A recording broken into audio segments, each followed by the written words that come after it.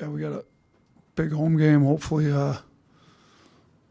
get the place sold out and rocking like it's been. I think our fans have been great. Student section's been great. So we're in February now. It's getting down to the stretch run. If we're gonna, try to win the league, you gotta play well in February. That's for sure. So we need a good start to the month. Mississippi State's they're really good. There's only 3 teams in our league that have beaten multiple top 10 teams. They're one of them. They beat Tennessee when they're in the top 10, beat Auburn when they're in the top 10. They're capable of beating anybody on any given night because they're so tough and physical and play defense at such an elite level. And they got some big-time scores. They're also, I believe, are they the only team with 2 top 10 scores in the SEC, with Tolu and Hubbard both being in the top 10. So, Hubbard's been playing really well for a freshman. Tolu's maybe the best big in the league for sure, one of the top couple bigs in the league. So, we've got our hands full. We got to be better defensively. We got to have a better start. I mean, can't plan on getting down 17-2. I think 6 of our 8 SEC games, we've been down at the first media timeout. We've been preaching the starts. We had a better one against LSU, and then it went obviously really south against Georgia. But, it's going to be a tough game. I mean, Mississippi State's well coached, play hard, tough, physical, and they've got some big-time scores that we've got to do a good job on. Yeah, Coach, after the game, you mentioned Nick and his suspension. Just how'd that meeting go with him, and where do things stand with him and his status? Still not with the team, being reevaluated on a day-to-day basis, and we'll see how long it takes if he comes back at some point. We've seen Grant's role kind of morph over the last few games or so, more to the 5, and just how do you see that lineup working for you with the smaller look there? Yeah, I mean, he's been one of our best post defenders. I mean, he did the best job on Tolu last time we played them. So offensively, we're better because you can pull, their 5 away from the rim a little more. Those 2 threes he hit at the end of the Georgia game essentially won us the game. So, I like it. We've got to rebound better. That's an issue. When you move him away from the 4, it's not that we've necessarily taken a step backwards when we move him to the 5. He's actually a better rebounder than some of our other 5s, particularly on the defensive end. But it's the fact that we no longer have him at the 4, and that's where our issues have been. So, if we have rebounding issues, we can still play Grant at the 5, but looking more like Mo Diabate, Jaron Stevenson at the 4, get some size to help, kind of help Grant there on the interior with the rebounds. I mean, shoot, at halftime against Georgia when we were getting destroyed on the glass, our 3 guys that had played all the minutes of the 5, Mo Diabate, Mo Wage, and Grant had played 25 minutes and had 1 rebound combined. Like, those guys got to do a better job rebounding the ball for us. But last time we played Mississippi State, we did do a better job rebounding it. They're a tough rebounding team. But I like Grant at the 5. I like it offensively. We got to make sure we're rebounding better, with particularly being smaller at the 4 when he goes to the 5. Yeah, you guys have only lost once at home this year, didn't lose at home last year. I mean, what is the key outside of – I mean, yeah, it helps when you have a big crowd, but, I mean, why do you think that is that you guys have been successful at home? Yeah, I don't know particularly, because you'd think that playing in a certain arena with a certain crowd, like, you should be able to play anywhere. I mean, real players should, but obviously the crowd helps because you're getting the energy up, and we're not robots. We are humans that have emotions, and home crowd helps. I also think maybe shooting in your gym that you're able to practice. Now, obviously we couldn't practice in there today. We got gymnastics, but typically you're shooting in your own gym the days leading into games. Our guys like to shoot at night up here in Coleman on the main rim. Like, I don't know if there's a comfort level with the hoops they shoot at. The crowd makes a big deal, but shoot everywhere. I mean, kind of everywhere you look, though. It's in college basketball, there's a little advantage for playing at home. So I can't pinpoint exactly what it is everywhere, but there's an advantage to playing at home.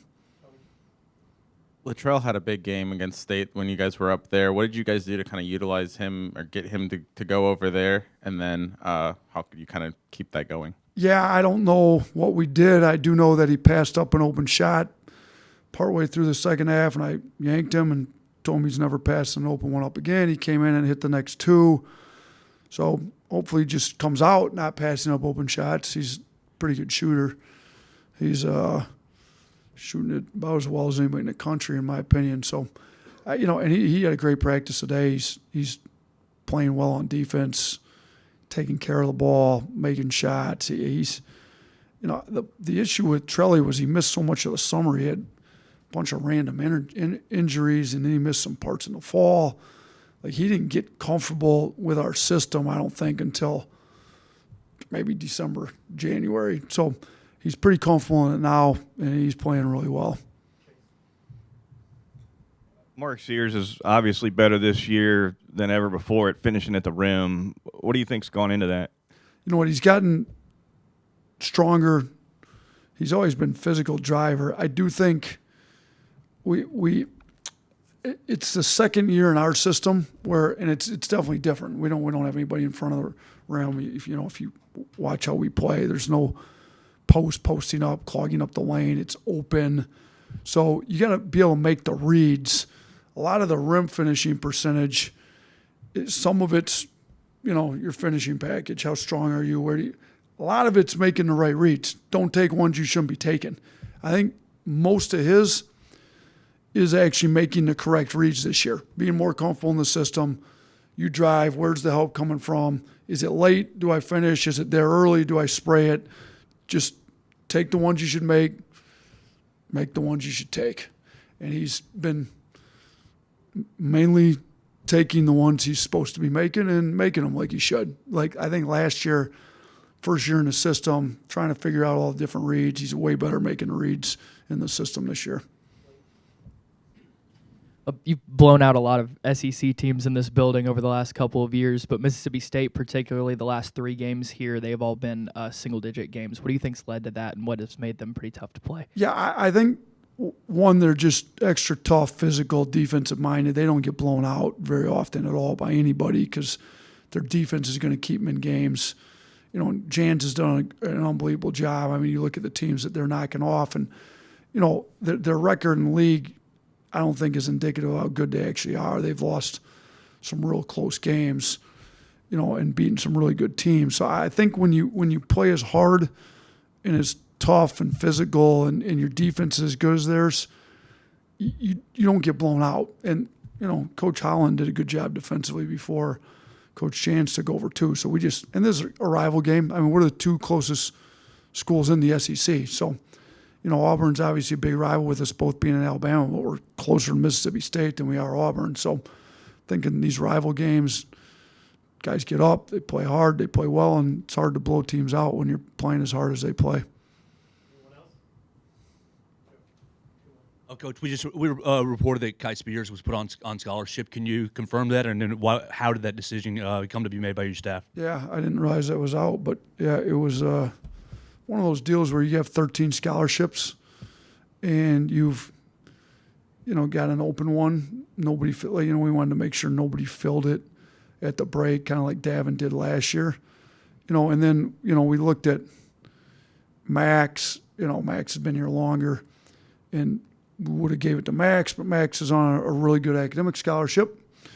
So Kai needed it a little bit more than Max, so we kind of sat the 2 of them down and discussed it and, let Kai know that we were going to give it to him.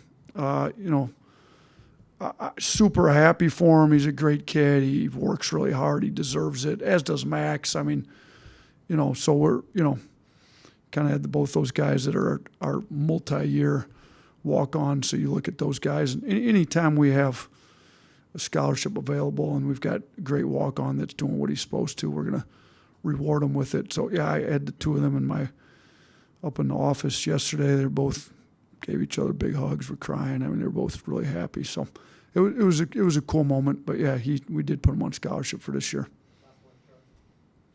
Just 2 quick ones. Just an update on Davin Cosby and his health. And then when you look at Mississippi State, what did they do well in that win over Auburn? Yeah, Davin's good. He practiced today. He looked great. Matter of fact, he looked bouncier than he's been.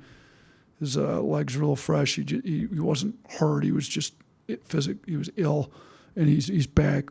Doctors took care of it. He got some rest, and he's back. So Davin's good. He'll be available tomorrow. And then what was the second part of the question? Yeah, Mississippi State against Auburn. Their defense is really good. You know, they guarded them well. I think they were physical with them.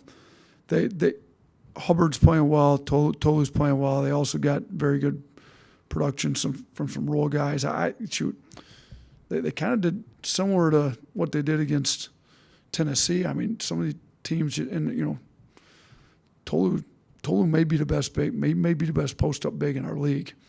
I think if you look over the course of the year and his career, he probably is the best current post up big in our league. So, you know, he causes some issues that you don't see with a lot of other teams. And, you know, he obviously matches up a little better with Broom than some other teams have matchups for Broom. So, yeah, I don't have the exact answers. I didn't study it that close to know what they did, but kind of just watching it, those are my takeaways from that game. All right, thanks, guys.